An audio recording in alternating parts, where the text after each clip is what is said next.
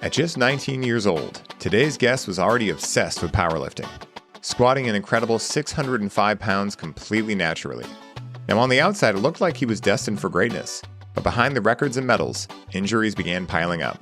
He bounced from practitioner to practitioner, each one promising answers, yet leaving him with the same nagging pain.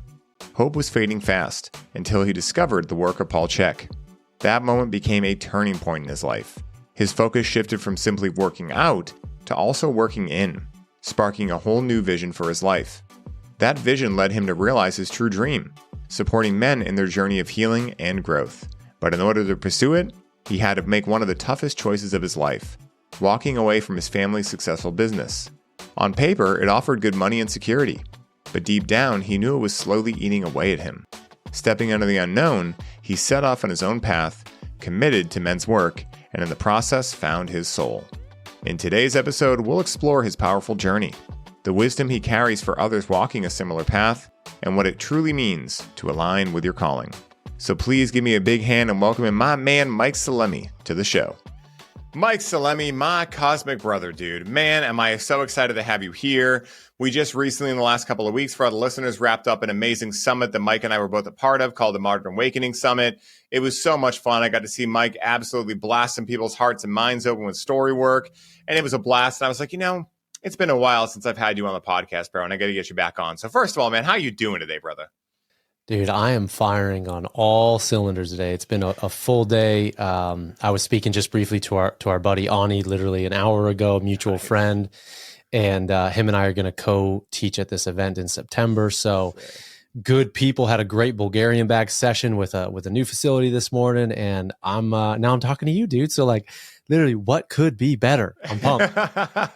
Dude, 100%. Ani's such a great guy. And I had him on, for anyone who's curious, I had him on this one time on psychedelics, probably in the last month that I was doing the show. I got to get him on Highly Optimized, though. But is he still in Sardinia right now? No, he's back. He just recently got back from his European travels. God damn, dude. I was going to Italy when he was getting ready to go to Sardinia. And, I was like, yeah, I'm going to Rome and I'm going to Sorrento and the Amalfi Coast. And he's like, have you heard of Sardinia? I was like, no, what is that? I look it up. I'm like, fuck you, dude. I'm like, come on. This is where I want to go.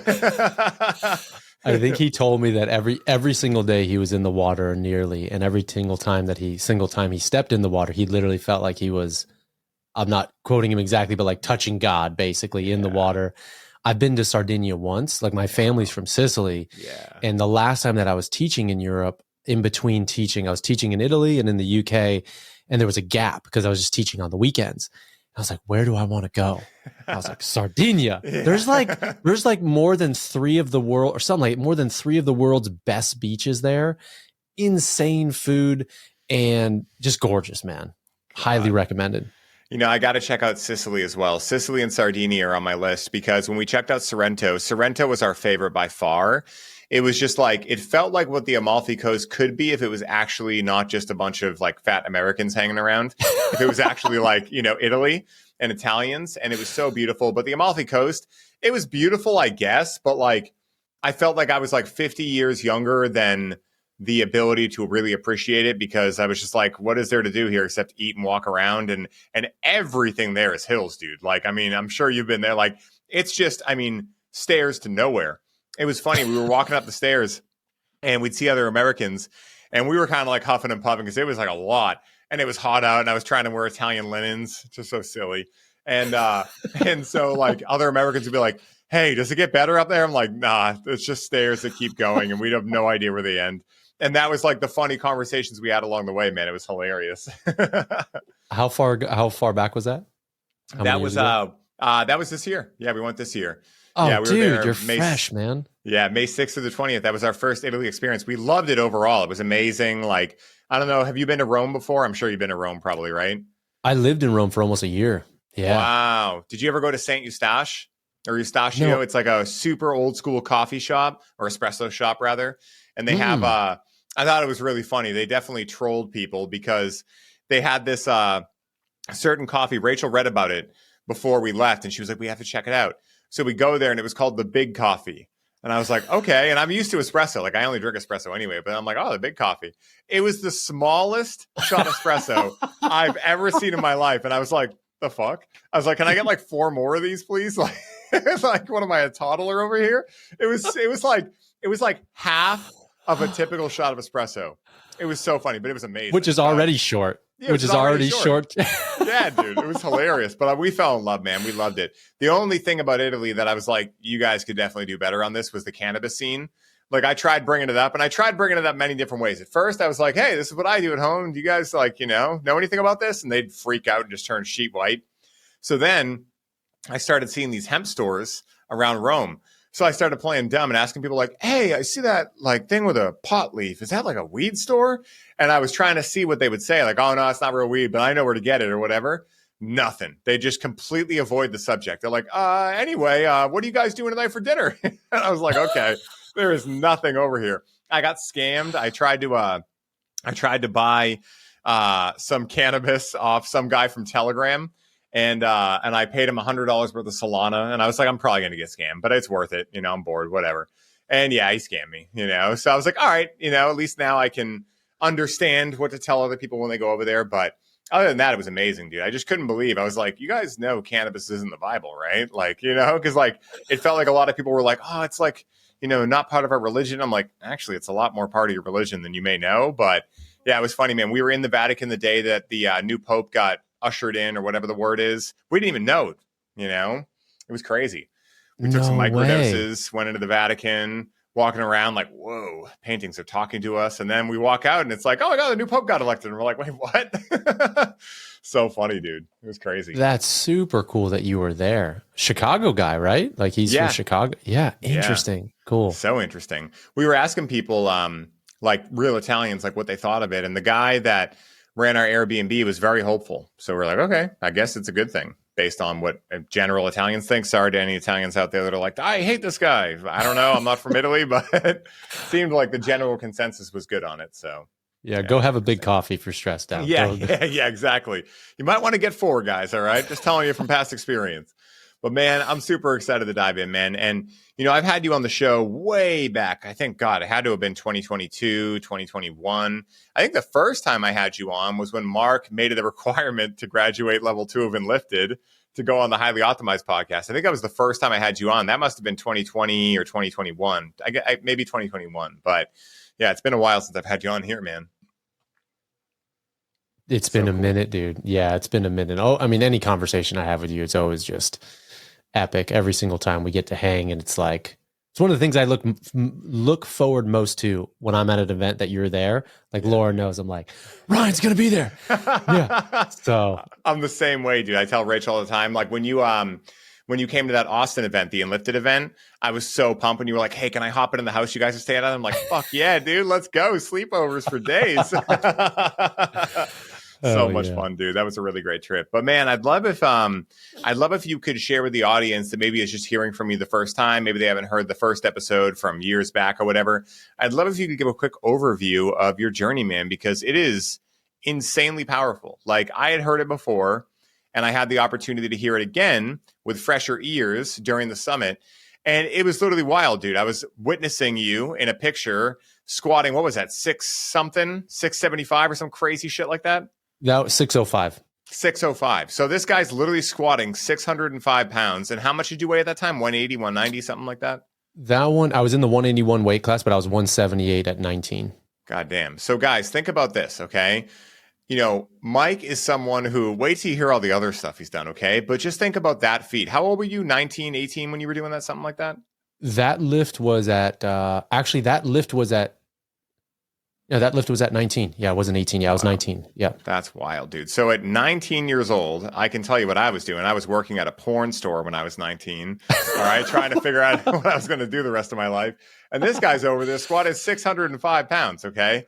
So I'd love if you could give a quick overview of how you went from a world star athlete, which of course you still are, but what the progression was of realizing like, I know a lot of parts of your story about the family business. And I know a lot of people reach out to me because I've talked about that too, of like the pressure men have from their parents to either take over a business or be with the family all the time. And the urge we get to go adventure, like the prodigal son and the friction and the challenge that can cause within a man's psyche. And I'd love if you could share like just the arc of that journey of, how you got into fitness, how you first met Paul Chek, a mutual friend of ours, which is still crazy for me to say. But, again, all these things, man, because your journey is such the epitome of a hero's journey. It's honestly wild. Like, I think if you look up hero's journey in the dictionary, it's got a picture of your journey next to it, man. So please tell the listeners, man. Cool. Yeah. Would love to. And then you just guide me, however, if any specific area, because it's been, obviously there's been so much that's happened and so much that's transitioned and evolved to the work that I'm doing now. There's always been this common thread line of, I would just say, strength. Now that word strength has like an octopus has touched so many different areas of my life, but really, so earliest memory. What's interesting, dude, is the seat that I'm sitting in right now. This is for the most part, the house that I grew up in. And my parents own this, then my brother and I bought it from us. And literally I'm looking down my street right now. And at the end of this street, there are 4 fast food joints. They've changed them over the years, but it's McDonald's, Carl's Jr., Taco Bell, and Pizza Hut. Now, when I started being a gymnast when I was about 7 because my brother got involved. And we were around some great athletes, great coaches. I was competing at Stanford University. And then when I switched gyms, my coach at the time, around 9-10 years old, was a Bulgarian Olympian. First person in history to do 6 or 7 consecutive release moves on the high bar back to back. So think like a flip, catch. Literally insane. This dude his name was Krasimir Dunev. He got silver in Atlanta. He also competed in Barcelona. But back then, this dude grew up in the Soviet system. So was taken from his home or left his home to literally train around, at that time when the Iron Curtain was up. They just put all of their money into developing their athletes. And this dude was jacked on. This dude had muscles in his fucking eyelids, dude. and was just bred for that, a genetic phenom. And I remember at whatever it was, 9-10 years old, like I'm looking at this dude just jacked still, because this was in 96-ish, more or less, after the Olympic Games. So a dude in his prime. And we would always ask him, like, how do we look like you? Like, how do we do that? And I remember still to this day, and I'm only bringing it up because I'm literally looking at the fast food joints that I would go to all the time as a kid. And he's like, if you want to look like me, one, you have to train. Like, we would do 3-hour-long conditioning sessions on Fridays. I still remember the soreness, like old school Soviet training. And he said, stop eating fast food. So from that age, from being exposed to that style in the Bulgarian system, the Soviet system from a young age, having him as a mentor. But the only thing is when I was about 14 years old, I had an injury in my back. And I was never like a super elite gymnast, but I was training 6 days a week, 3 hours a day for years. And in that injury, in the whole rehab process, I found a chiropractor like 15 minutes from here. And he was a drug-free bench press champion of the world. His name was Mike Ludovico. And he started working with me. He's like, man, like, you keep talking about strength. Like, you keep talking about, you seem to really like this stuff. Why don't you come with me to the gym? And that was really the first, if Krasimir was the first catalyst, that gym, though, at 14 was really my entry into what I didn't even realize was men's work. It was 18 or so, all guys, drug-free powerlifting gym in a basement, cinder blocks everywhere. This is a side funny note that I would have shared with you off air, but I'll say, fuck it, I'll share with you on air. Tobacco rape tends to irritate my nose quite a bit. And so I don't sit with it too much, but I love it. And me and Lauren were just diving into like, why, I got a deviated septum, but like, why does rape irritate me so much? And dude, I can't even tell. This is so bad looking back, but like ammonia inhalants, smelling salts, like when they revive. So in powerlifting, we would just heavy lifts, just smell that shit and get all pissed and then just get under the bar. Like, I wasn't on juice, but I was on a lot of ammonia inhalants. Like, man, she's like, yeah, I think you probably fried everything in your nasal cavity with the amount of ammonia that you smelled. You got PTSD. Your nose has PTSD. Dude, it's 10 years of that, dude. Competing and training. And I'm like, that's probably something why my nose has just been rocked. But in that gym, it was all those guys took me under their wing. they were all super blue collar. Garbage men was the main like profession they did, cops and firefighters. And so for 10 years, I competed there. They connected me to Louis Simmons and the work of Westside Barbell. And when I went out there for a month when I was 19, that's when I lifted my best. I was training there 2 times a day. And for those not familiar, Westside, Louis Simmons passed away, but he's like, I mean, he's an OG, but he is really like the grandfather of, I would say, strength. And he still has, even though he's passed, the strongest gym hands down in the world. Multiple 1,000-pound squatters, 900-pound deadlifters, 700-800-pound bench pressers. And it was literally a room full of pit bulls. Like a lot of those guys had just come off of getting out of prison. And what he would do is give prizes. Like if you win this, if you win this competition or you hit this lift, then I'll give you $1,000. Wow. And it was just a room full of animals and just incredibly loyal, disciplined people. So when I was training there and came back, I started programming for my entire gym. And also at the same time, at right around that age, slightly earlier, I worked for a facility near here that modeled their whole thing, their whole principles, philosophy, everything after Chek. So at 17, I'd come into contact with Chek's work. At 19, I was training the owner of the facility. And that's really like from a strength conditioning, holistic performance route. That's how I got into it. And so there's so many other mini stories in there, but that was like the journey into powerlifting, into men's work that I didn't even know. I'll pause there and just see what's coming up for you, because there's definitely more to it. But yeah. I mean, it's wild, dude. It's just crazy to hear this, because these are feats that, I lift. I know how hard these things are, and how not just hard physically, but mentally and emotionally. Like, and not to mention training twice a day, or when you were conditioning 3 hours at a time. Like, those are aggressive things, and you have to build a race car to be able to handle that. It's very similar to building a dragster. A Honda Accord, if you try to redline it that often, it will just blow up. But if you build a dragster, the idea is, you can do like a 9 or 8, even 8-second quarter mile. But you have to build a certain type of car to be able to do that. And so in order for you to be able to do that, you have to dial in fucking everything. I mean, it almost has to be like an obsession to a certain point. And, one of the things I've noticed too, that's very interesting and kind of a through line to both of our journeys, is how many things I did when I was a teenager, let's say, that even just till today at 34, I'm realizing are such a big part of my life and the work I do today. Like a big part of my life as a teenager was talking to people going through shit. I didn't know why, but people just like to tell me a lot of stuff. And it seemed like I could have, I would say the words hold space today or whatever, but people always wanted to tell me their shit going on, and I always wanted to help them. And it was fun. And I got into psychology, went to school for it, then was kind of like, too much red tape. I don't want to do this. Got into cannabis school, was like, this is much more my speed. And then years later, I get into coaching and I'm like, holy shit, this is all my therapy stuff, but without all the red tape and stupid rules that I didn't like. And so it's interesting, those almost foreshadowings in a way, where something can almost be put on ice. It's like, okay, I'm going to stop, let's say, being a athlete that trains this much and does all this, but actually I'm just kind of moving my area within the same sphere. Instead of being the athlete, now I'm the one that helps the men who can be athletes, or who are dads or husbands or whatever the hell they are, And so I'm curious for you, like, when was the first time you met Chek? And out of very big curiosity, what was your first impression of Paul when you met him? Because you met him pretty young, right? Like 17, 18, 19, something like that. Super dudes. Oh man, I got so many stories with Paul, as do you. And so I started studying him at 17. I took his HLC 1. He didn't teach it. JP Sears was teaching it at the time.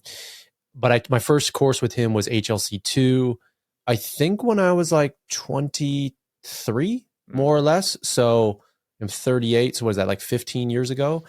That was the first time, or no, maybe it was slightly later, like 24, more or less, that same age. I always get the ages mixed up. But at that time I was competing in kettlebell sport, and I had an injury that nobody could figure out. Like literally every single time I would do a hard lift in the gym, my forearm, left forearm would pool with blood, would swell.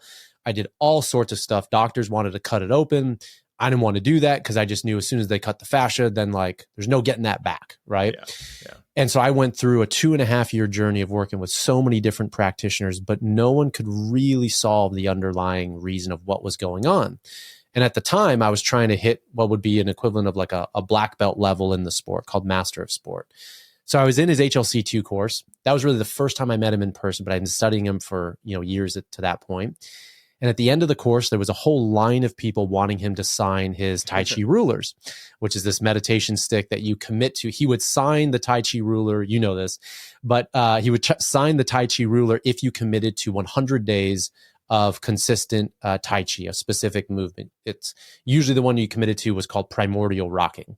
Mm-hmm. And so there's a group of like 40 people in line trying to get his signature. And I was like, man, this is so not the right time. And I was a kid. So I was like, I'm still not intimidated by Paul. I mean, he's huge heart, but like it's Paul, right? No, I know. So I feel the mentor, 15 years ago, I was like, whoa, my God, sit in front row, on everything. And I was in line and I got to him and I was like, I know this is not the ideal time to share this with you. And is there anything you can provide insight wise into this issue? And he took, a few minutes and felt around, asked me 2 or 3 questions. And he was the first person not to promise that he could fix me. Every other practitioner that I had worked with had said, hey, it's going to be Rolfing, that'll do it. Or craniosacral, yeah, we got you. Or upper cervical, yeah, this is going to do it. And for me, it was devastating because I was like, I would commit 2 to 6 months with a practitioner, was working with many other ones at the time. And so I was giving it everything, but it just wasn't resolving. So it was emotionally just so hard. And when he said that, I was like, holy smokes, like Chek, who's really made his career around solving the toughest cases, is actually not promising me that he has the solution. He'd have to talk with me more, get me on the table. And so I was like, dude, if we can work together, I would love to. So that's when I first met him. And then the first day I went to the Heaven House, which was his last location, I remember I pull up and he's standing on the ledge taking a piss into the mountain. And I don't think I've shared this story before. Yeah, man, you're getting the smelling salts. You're getting the. Dude, so he's standing on this ledge. Yeah, he's standing on this ledge, pissing into the mountain. And I remember, I'm sure he greeted me in something, but at least the piece that sticks out. And I don't know when he said this within the first 5-10 minutes.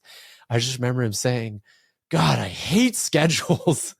And he just like, and he was like stoked to see me, but I could just tell like he's just been working for so long. And at that time he was, I don't want to say burnt out, but he was definitely at a point with the Institute and his work where it was a tough spot for him. And then this was way before the podcast, way before he really found that, because at that time they were still pushing him to go around and teach. Yeah. And like, he didn't want it. He'd been on a plane forever. He was just pissed with that shit. Didn't want to do it anymore. It was draining. They wanted him to teach movement. His dream and his aspirations was more on just everything else. And so I remember working with him, like, he was not thrilled, to say the least, with like the responsibilities. But yeah, he was pissing off the thing going, God, I hate schedules. Like, oh, well, I'm your inside. I'm like, well, I'm your 12 o'clock. So yeah. That is so funny, dude. But that's how I met him. And it was 2.5 years of really deep one-on-one work. Every single month I'd fly down for a half day to 2 days. As you can imagine, we worked on everything and anything. When we started, I was there for the physical. And that's, when I look back, especially now having a relationship with him for so long, studying with him, he's a dear friend.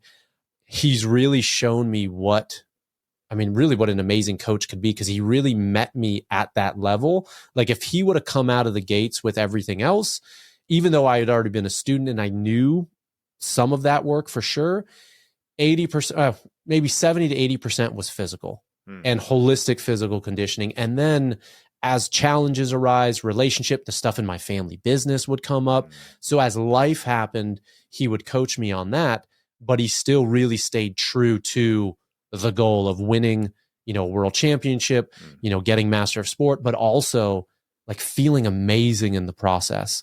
Yeah. So yeah, that's a bit on man, there's so much there. Oh, dude. Man. It's so funny, man.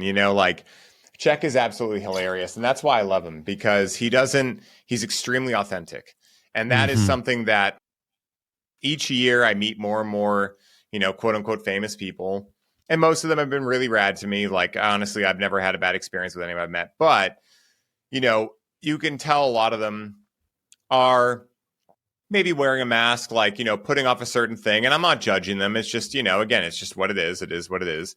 But Chek is just himself. Like, and, one of my funniest memories of Chek was we were at the shamanic sound healing workshop. This is right after my podcast with him went live, my first one. And so I went there with Will Burnett. Do you know him? The guy from Australia, the breathwork coach. He was part of Enlifted for a while. Super rad. And everything he said just sounded awesome. He had that great Australian accent, covered in tattoos. He just looked like the coolest dude from the Outback ever. And so he was coming over to the States. And also Brady Brewer, they were doing something together. And so they were like, hey, let's all go to the shamanic sound healing workshop together. I was like, sick. And I had just podcasted with this guy, Michael Prieto. I just ran into him out in LA at, what's that ridiculously expensive fucking grocery store? Air One. Yeah, Air One. Yeah, I ran into him there. Great guy. Shout out to Michael Prieto. But I had just met him. And he's like, what are you doing next week? And I was like, I'm coming out to Cali. He's like, what are you doing? I'm like, going to this workshop. He's like, I'm going to go too. So him and his partner come. So it was like a homie fest. And a bunch of people had just heard me. So I was like making all these new friends. It was so fun. And so I could tell at one point, like Chek was like, all right, the workshop's over, and so me, Will, Brady, I think Shaker, another kid I met there. Shout out to Shaker. That kid's connected me to like 50 people. He's amazing. And a couple other people were still hanging out. And Chek had gone up to his office, and I went up with him, and we blew some cannabis. And, then I went back down, and we were putting cannabis. Basically, this one kid, I forget who it was. I forget his name. Shout out to you, kid. I forget your name. But he had this crazy sound bowl that had this crazy story that this guy had been, this billionaire guy was going through private collections, and he found this sound bowl that cured cancer, and he replicated it, and this is what it is. So I'm like, all right. So we're putting cannabis in the sound bowl, singing it, then putting it in the volcano, having fun with it. And we're singing this thing, dude, and it's loud. All of a sudden, Chek comes stumbling down. He's like, dude, what are you guys doing? He's like, that thing was vibrating the inside of the walls of my office. And then he proceeds to take the sound, the sound bowl thing and do it on the wooden side, which makes it like very like kind of like that. And we're all just sitting there really high on cannabis, just with Chek singing this bowl, and all of us like rad, and it was just like one of those great events where I'm like, man, this is why Chek is so awesome, because he's so ridiculously smart, like probably the smartest person I've ever met in my life. He's so emotionally connected. Like, he is the master he says he is, but he can also still just have fun with the homies and like sing a sound bowl and be like, this is rad. Like, it takes a lot to be able to have your foot in all of those worlds, like be able to let your inner child still live and be able to do that. And it was just so rad, dude. And, hanging out with him and Angie and Penny and being at the house, just, when I went there the first time and I potted with him, I came back to Rachel and I was like, that's the life I want to emulate. Like, he just like his business at this point, because he's gone through some awesome changes, and now he gets to be Paul. He just gets to be the guy that teaches at his house and paints, and every once in a while goes on a plane if he wants to, but I can just tell how much more relaxed he is, and it's really awesome. And he's just in his element. It's just so cool. Yeah, I think you nailed something. And this is even with whether it was him, because I would still say I've had, obviously, like you, had some great coaches over the years. His just way of being, from the authentic part to the like all the elements, his teachings and the way he lives, I would say, is still the root of the foundation of how I live, how I raise my family, how I coach, how I teach. Everything else that I've really added on from other specialties or other things that are really following my joy right now, like, stack onto that, or that is really the base. And even when we were coaching down there, I still think, like, I learned a bunch for sure. Programming, program design, like all sorts of stuff. I still will say arguably the most valuable thing was just simply watching the way that he lives and being in his presence, like what gets transferred through osmosis. And, he gave me the prayer to call in my life partner, Lauren, like that prayer the prayer before meals that I share at every retreat, before even every meal now. Luca sees me doing, what are you doing, Papa? Like, oh, I'm saying thank you to the food people, you know? And so there's so many things even that I forget because it's now so interwoven that I'm like, wow, I've really, so much of it came from him. And then, you know, another funny thing is like, you're exactly right. Like he can roll with the boys. He can, you know, teach for, I mean, he will out teach at hours. Anyone. Like, no, like people will just be they won't be on the table because it's so engaging at the end. Yeah. But like multiple days, he will do 12, 15-hour days and show up. And then also, you know, at that time, like I was already had that lift at 19, was competing with double 32 kilo kettlebells and double 40 kilo kettlebells for 5 to 10 minutes. And he was deadlifting 405 with me off of 4-inch blocks for sets of 10. We were doing, and I was just like, God damn, like this dude is hanging like, and I was, you know, more than half his age and he's still getting after it. So that is really what I love. Like being able to drop in as deep as possible in a meditation or meet you at such a heart-centered level to connect intellectually. And then dude, get after it in the gym and laugh and giggle. That is so rare and just do him, like you said. Yeah, 100%. And, you know, again, results don't lie. Like I heard something funny and, you know, I love Jack Cruz. I love his light stuff. But, you know, he apparently, when he went on Kyle Kingsbury's podcast, maybe he was like, oh, your buddy Paul Chek thinks it's all about diet and blah, blah, blah. And Paul had the best response. He's like, well, then why do you look like that? And I look like this, you know, if light's really that important and, you know, like, and it's like, it's true in a way because again, like, you know, in a world where a lot of people have opinions, a lot of people have ideologies, and everyone has their right to have their ideology, whatever the hell it is. I have no judgment.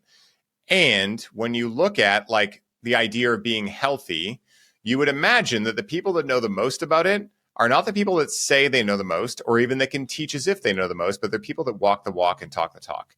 So, you know, again, when you see Paul and you see the fact that this isn't a guy who's had like an easy life. I mean, you listen to his podcast, like he's had like people dropped on his head. He's fractured vertebrae. He's hit trees head on dirt bikes. Like he's gone through the ringer and he's still 64, deadlifting 405 still, playing with his kids, doing deep squats, teaching 15-hour days. I mean, it's absolutely amazing, dude. So it's no surprise to me that, you know, meeting him and having that time with him is so influential for you because you embody a lot of that, dude. I mean, all of it in your own unique way, of course, but you know, you are an absolute fucking savage, dude. Like you could outlift, I guarantee, anyone that we hang out with. And at the same time, you have the biggest open heart and you have like your joy inner child button is right there. And that's one of the things I love the most about you, dude. That's honestly like, you know, it's that childlike joy I feel from you. I have a lot of it too. And not everyone has it. It's okay. But when I meet other people with that, oh my God, dude, I'm just addicted to it. I want more of it. So cool, man. So I'm curious for you, man. So you meet Chek, right? You get through powerlifting, you get through bodybuilding, all that kind of stuff. Chek helps you rehab. Did he end up fixing your issue after a while? And what was that? I'm just curious real quick. So that's really where I think it gets really interesting because it really wasn't one single thing. Like it was a combination. So the thing that no one really figured out at the time was it was a compartment syndrome in my left arm. So most people are accustomed to compartment syndromes happening in the legs for runners. So it's where the blood gets pooled in the fascia, in the myofascia, and can't really escape fast enough. And so what you end up happening is, again, that very painful, dull ache, whatever, and it cuts off not just circulation, but you know the nerves as well. And so there was a compartment syndrome that was the local thing, but I was completely out. Like my atlas axis was completely off, so my whole structure. I had an anatomical short leg that's over 6 millimeters, so it's like my left leg I think is 8 millimeters short, which we tested via specific X-ray and some other stuff. I also had years of fungal parasites and bacteria infection. And so even though before seeing him, I dove deep working to heal those, one of the things that we found was, and this was crazy and really just blew my mind at the connection between everything. So he has this like fancy grip device I think it's called a hand dynamometer. And I would drink espresso, like love espresso, right? So I drink espresso. We would test before and after. And because the stomach, every organ is on the same, or is on a reflex channel with a specific muscle group, the stomach reflexes into the left shoulder. And so the organs don't really experience or offshoot pain like muscles do. And so what they do is they borrow the same channel. So what we found was when I would drink espresso, it would irritate the stomach, and then literally I would get weaker, like significantly weaker in the grip. And so we're like, oh my goodness. So that was interesting. I also had what's called thoracic outlet syndrome. Oh, yeah. So the thoracic outlet is like the brachial plexus. Like if everyone just like places their hand on their trap and they can feel their collarbone, there's like this triangle pocket, or this triangle space where the nerves and, you know, all the things flow down to the arms. And so I had an impingement there of what's called thoracic outlet syndrome. And so I think there's like 5 tests. So I tested positive for like all of them, or 4 out of 5. So we had to adjust that. And then the other thing too was like me having a powerlifting background and also an Olympic weightlifting background in college, the motor, and I see this, not to see this a lot, but this really shows the importance of integrated training. The motor of my car, so the prime movers, like the big go muscles, were way overdeveloped compared to the nuts and the bolts, so the stabilizers of the body. So what would happen is when I would lift, in order to, because it's a strength endurance event, you're lifting 10 minutes clean and jerk, unbroke, can't set the bells down with double 32s or sometimes double 40 kilos. And so what would happen is I would maintain good technique for the first 3 minutes, but then I would just start falling apart. And it wasn't that my muscles weren't strong enough. I just didn't have the endurance or the ability to hold the postural demand and the postural endurance. So we did a lot of working in, a lot of stabilization training, a lot of Swiss ball training to balance out pattern overload and just doing the same thing over and over. So that's a lot. Like obviously that's a mouthful, but he was not only able to identify those things and maybe even more importantly, prioritize how to approach it into an actual like methodical plan, and again, balance the whole body, mental, emotional state as that's going. So that's really what he was able to, he knew instantly. He's like, this is the other cool thing. Before I think got on the table, he's like, bring your kettlebells. I want you to lift. And I was like, yeah. So, but he saw me actually, you know, he didn't just throw me on a table. He actually wanted to see me move in what I did. And like within the first set, he's like, I got it. Like, I'm pretty sure, let's get you on the table now. But already he could see things, even just within a few reps, of what was breaking down and where he needed to focus. Yeah. Wow. So wild, dude. And, you know, again, it speaks to the idea of why mentorship is so powerful, right? Why we do what we do.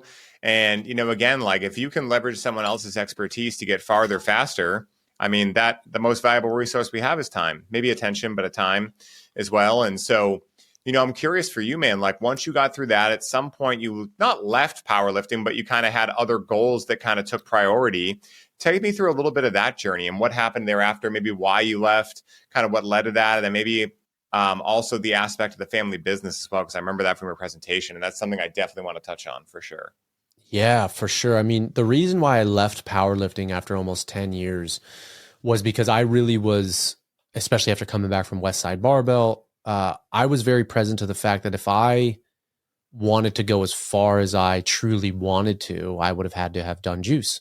Because even locally, there were more at the time, maybe it's different now, it's been quite some years, but there were way more non-tested meets, meaning you could just be on juice or on gear, than tested meets. So I would just compete because it just worked into the training cycle, whether I placed well or not. It was just good competition. But I was at a point, for where I wanted to go and more importantly, how I wanted to do it, I hit my expiration date on it. Yeah. And then that led me into Olympic weightlifting in college. And I trained under 3-time U.S. Olympic coach Jim Schmitz for a year. Enjoyed that, but there was still something I was looking for. I was a D1 strength and conditioning coach soon after that. And I literally at Westside, I came across kettlebells. And then I started attending certifications. And at one of the certs, one of the trainers was like, dude, have you ever heard of kettlebell sport?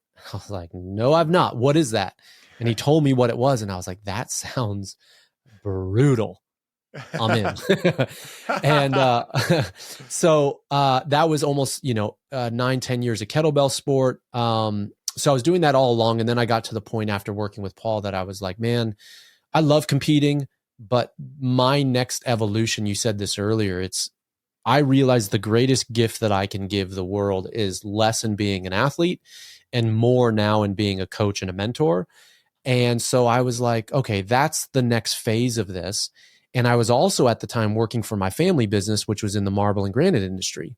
So from 22 to 30, even though I was coaching nonstop on the side, weekends and nights, I was in the back of a fluorescent lit office doing marble and granite sales and photography for us. And I got to work literally side by side with my best friend, my brother.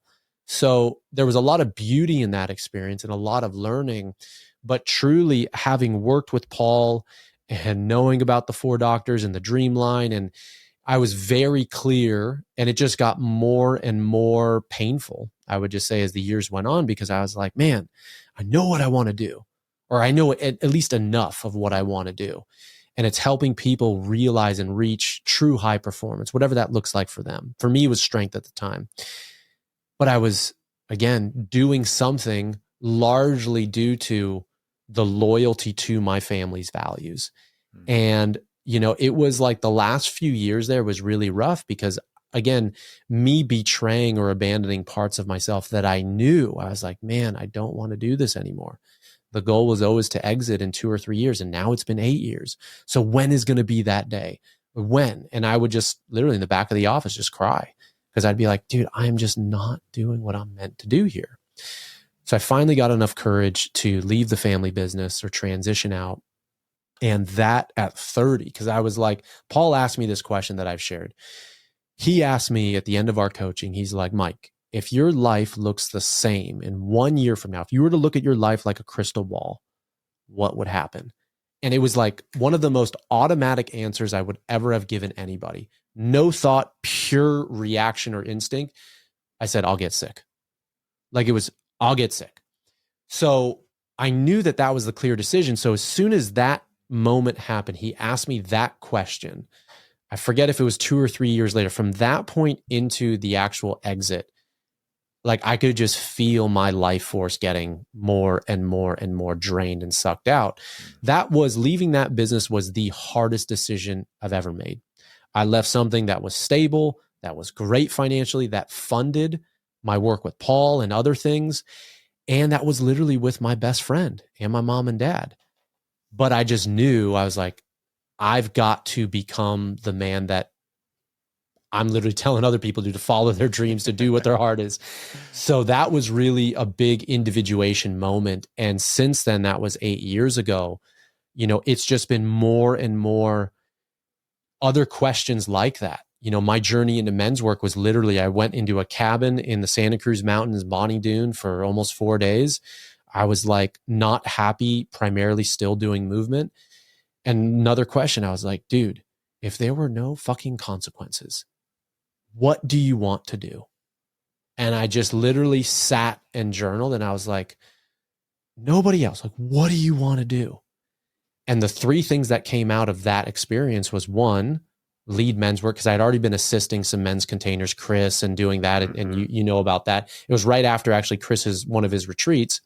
So I was like, I want to just give my flavor at this. I want to create containers for this work. 2, I wanted to learn Mongolian throat singing. And then 3, I wanted to learn the shamanic drum. And so from that, I took a year's worth of weekly Mongolian throat singing lessons virtually. I started men's work.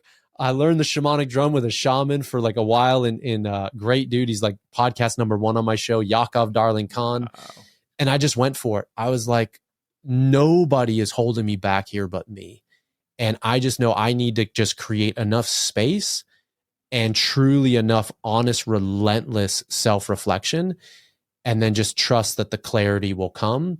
And so since then, now men's work is 80% of my business. Movement is actually a small piece. It's still one of 5 pillars in my work, but now it's one-on-one coaching, my men's group, and retreats. That's the thing. And movement is a key piece of that. But yeah, man, it's been a ride, bro. Dude, what an amazing story, man. And, again, for everyone listening, I want you guys to realize something, okay? And I talked about this with Cal on last week's podcast, but, you know, Mike didn't go try to add more stuff before he knew what to add, right? You went to that cabin for 4 days and you subtracted from the equation of yourself. You got still enough to hear what the wise voice of your soul was whispering to you. Because again, that voice whispers, it doesn't yell like the ego does. So if we don't make the time, right? And again, I say make the time because we always do have the time. The ego's favorite excuse is, oh, I don't have the time for that. Right. That's why one of my favorite questions is, what have you not had the time for recently, quote unquote? That's usually how you find what people really love to do in life. It's like, what have you been telling yourself you don't have time to do? And so, again, Mike made that time. He went to the cabin. He got still. He journaled and he paid attention. And out of that, he subtracted before he added these new things back in of like, okay, this is the next phase of what I'm getting into here. But, again, like if we're carrying a backpack, and we get into being a hoarder and we keep trying to shove more shit in the backpack, well, eventually one of two things is going to happen. You're not going to be able to hold the backpack or it's going to break. And so at the end of the day, you saying, if I keep going this way, I'm going to get sick, what an amazing awareness point and what a, sometimes brutally honest thing to be able to share with yourself, right? Because, I think that, and again, I think that disease is multifaceted, but I think one of the main things that happens to humans in life is they know, or at least they have a really good idea of what they want to be doing, but they don't do it because they couldn't, shouldn't, wouldn't, whatever it is. And then what happens is they start to build resentment in themselves for not doing that thing, which makes them essentially hate themselves. And because they never practice forgiving themselves, because they never practice actually going for their dream, they just die slowly over 50 years. And, essentially they're dead before their physical body even dies.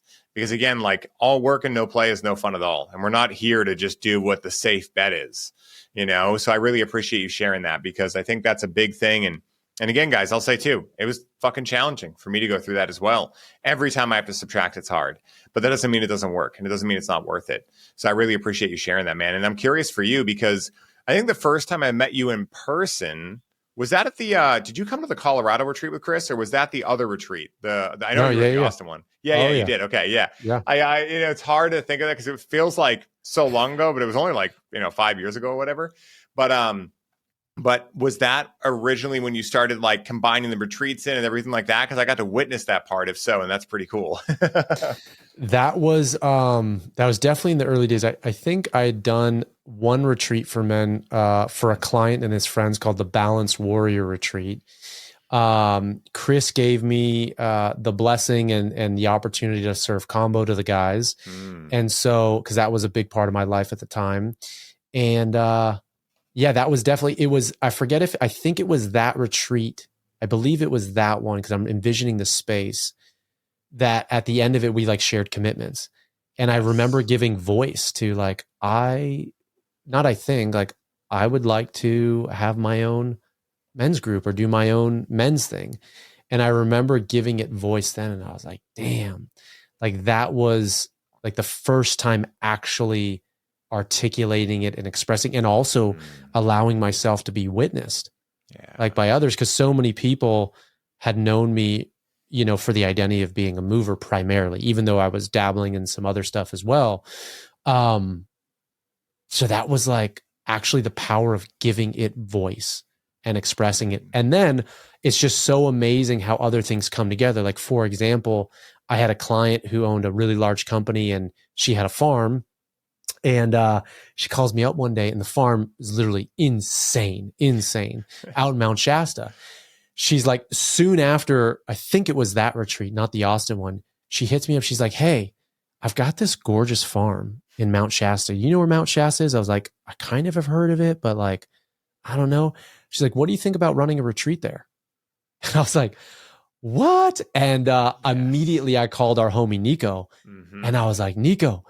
And he's like, you got to do it, man. And Lauren was also telling me way before this to do some stuff. And that's why every retreat I've run for the last 5+ years now has been in Mount Shasta, different locations, but we did the first 4 at her farm, Mount Shasta, like root chakra point in the world, right in front. Just amazing how things come together when, to your point, when you create space for it to come through. And then when you really put it out there, because I started seeing these little things just being put in my path that were like actually what I would just say is like really strong nudges, like, or confirmation, like, dude, keep, not to say it was easy. It was scary as shit. Actually, I remember in that first retreat, I was literally like shaking until I started leading. I was like, okay, it's fine. But in the build up to it, I'm like, what am I going to do? What, all the stuff, like what, all the stories, but really taking that leap of faith and creating the space, like you said, to get quiet enough to ask the question and just listen, man. But it was really cool how it's all coming together. It's funny now. I remember 2 moments with you. I remember a lot of moments, but I remember 2 with you at that first retreat. Number 1 was the combo and how beautiful that was. Because I was terrified, dude. 3 years before that, I had a fucking hellish mushroom experience where I legitimately thought I was going to die. And the whole like psychological break or whatever that happened was that I thought my throat was closing up due to mold poisoning, and I thought I was going to die. And so I remember right before the combo, I asked, like, hey, does your throat swell? And someone was like, it swells a little bit, but it's fine. And I was like, all right, here we go. And so I did it. And I remember, like, it was just so beautiful, man. You really held a great container. I've done combo a bunch, and Mark's been great with it too. But your container that you held was so beautiful for that. And also the one in Austin as well. I remember it was funny because I did my tailbone, and I remember people are puking, and I'm like, oh, Mike, I thought I would have to buy you dinner before you got this close to my ass, because I love including some comedy into otherwise uncomfortable situations. But it was so fun, man. And it was such a great time. And I have a question for you on that, because, I have a lot of men that listen to this podcast, and I also have a lot of women that have men they love in their life that listen to this show. And I'm curious for you, man, like, what do you think, considering you do men's work and you're also a man, and that's probably a pretty important qualification for this question, but, since you're a man and you do men's work, what is maybe one distinguishing factor you notice around men that go for it? Like, and I don't mean go for it like discipline, but more devotion. Like, what do you think it takes for a man to be able to find the courage to go dare to dream and do what they were put on this planet to do? What do you think a contributing factor to that is? I don't know if there's only one, if there's multiple, but we'll stick with one, just to be curious. That's such a good question. I'll see what emerges from that. But one thing I just want to bring, like, anchor in something that you said specifically, and it's that, like, for whatever reason, whatever it is I represent, or what, a lot of guys come because they're looking to my work because they want the structure. Yeah. Like, so there can be overstructure, can be too rigid, and they need to flow. Like, I definitely get that too. But I would say a bit more tend to come because they're lacking structure. They want discipline, and discipline is a great first step.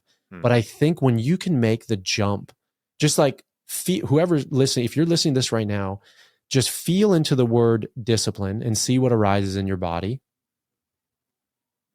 And then now say the word devotion.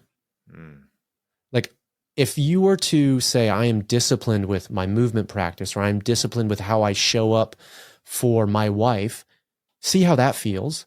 And then now say, I am devoted to my movement. I am devoted to my wife.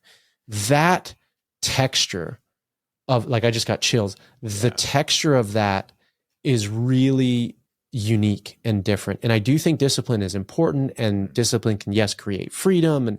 But when we can start choosing our words more intentionally, and also using the words that more accurately describe the energy that we want to bring into any practice or relationship or business, whatever, that is one of the key criteria. So I love that you said devotion, because even that is, like, what is, even when I create a ritual or a special night for my wife, like, I'll set an intention before going in, and it is devotion. And it is actually, like, the word that feels true for me right now is, what would it look like if I created an activity, something that we did where I'm actually worshiping her? That's totally fucking different than we're going to sit down and watch a movie. Nothing wrong with that. We love that, watching Netflix. But I'm actually going to fucking set the space up, bring some candles, put some music, might have an activity that we do. And I'm actually going to bring in the energy of, fuck, I'm here to worship her. I might give her a massage. Yeah. It's just such a different thing. So I would invite that in, like, the attention and the mindfulness around the language, and more accurately coming up with the words that capture that. And when it comes to like what really separates, well, there's two things that I can say for certain. We either move away from pain or we move towards pleasure by and large. So there's either going to be the pain teacher. Like this is usually guys who join my men's work specifically in the calls. 80 to 90% do not hop on a call with me when life is going good. They just don't, right? It's usually shit hits the fan. They're in a divorce. They've got some type of addictive tendency. It's been remarkable how many people are addicted to Feel Free right now that I talk to. Dude, that's a big thing. I can't even tell you. It's like, I'm genuinely surprised at how many people are bringing it up. And so whether it's that or their body's out of whack, the vast majority of people are not signing up, at least for my work, because things are going good. Yes, I get maybe 20% that want to optimize and things are going great. They want to level up, but by and large, there's some gap or some challenge. And so usually the guys, like take me, like if the pain didn't get great enough in the family business, right? The lack of fulfillment, the self-abandonment, just the knowing that I'm here for more in life, and I'm still sitting in this desk in front of a computer for 8 to 12 hours a day. The pain had to be great enough for me to actually get the courage to go forward. And then the other side of that is, like Paul would always say, when you have a big enough dream, you don't need a crisis. And so sometimes exploring our pain is a great entry point, or exploring what we don't want. If someone doesn't know what's going to get them off their ass into really being devoted to whatever path forward, then shit, like make your pain right now your purpose. Like purpose is a word that gets thrown around. And I think, in my opinion, we make it be too big and too overwhelming to where we can't even take that first step. What if your purpose right now, again, is to explore your pain? Or if you don't know where in the world you want to live or, move your family, like, do you like where you're living now or for the next 6 months? Like start now within what you have. If you don't know what practice to do, like what's the best movement practice or the best like what do you enjoy doing right now? What if that specifically was your purpose for right now? And you set a time duration, a container.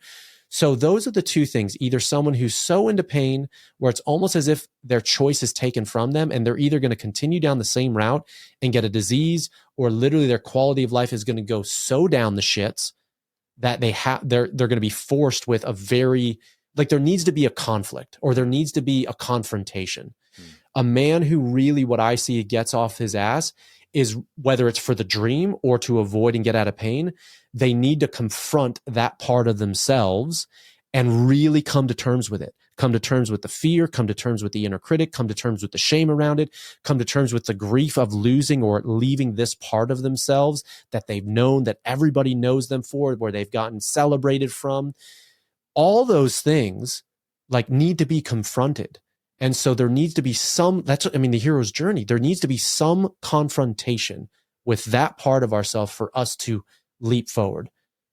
I also will just say it really helps having someone there with you, whether it's a group of men or a mentor.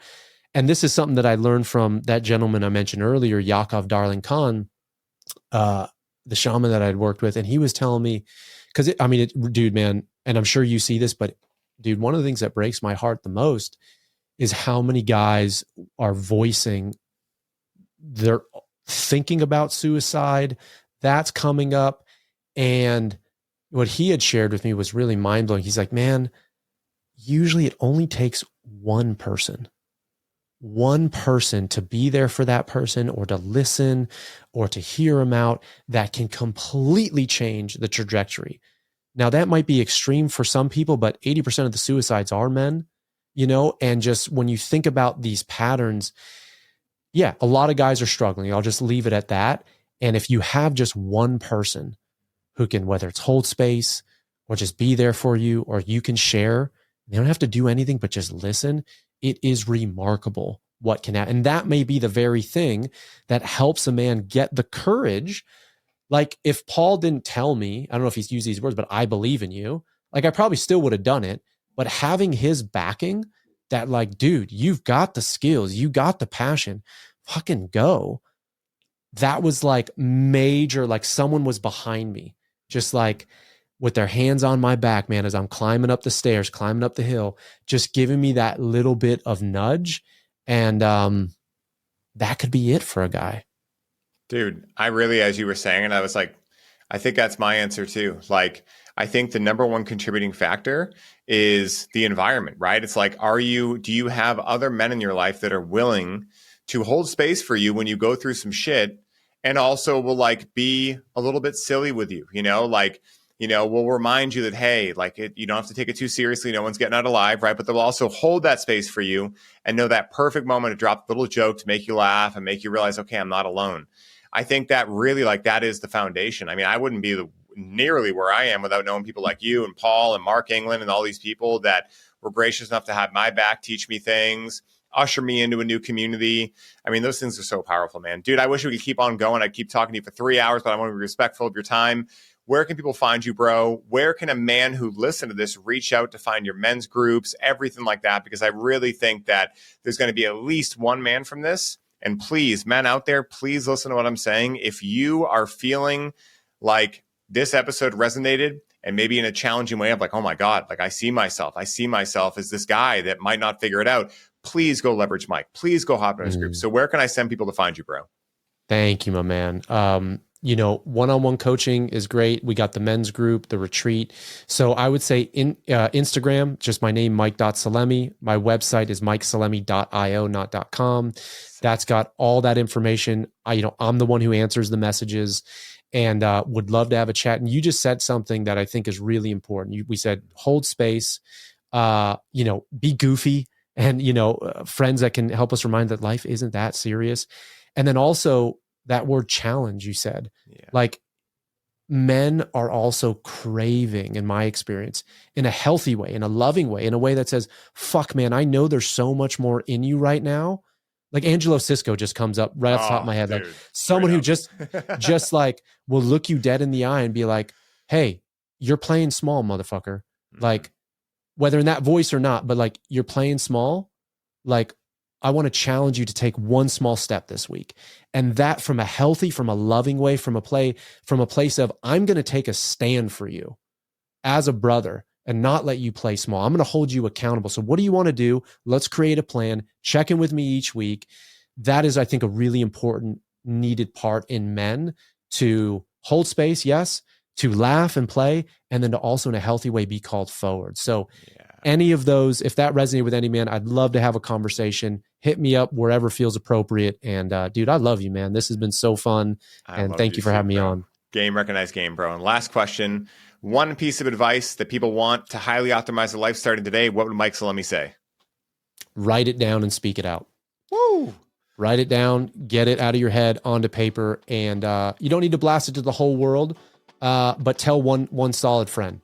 Tell one person that you really trust and confide that can hold that space. Write it down and share it out. I will take nail in the head for 500, please, Mike. Let's go, bro. So amazing. Guys, thank you for tuning in. Please go give Mike a follow. He is an amazing, amazing human being. Literally one of my favorite human beings on the entire planet. So go give him a follow. The guy's absolutely amazing. If you love the show, go give us a 5-star review, and we'll catch you next time. May the source be with you to infinity and beyond. Peace.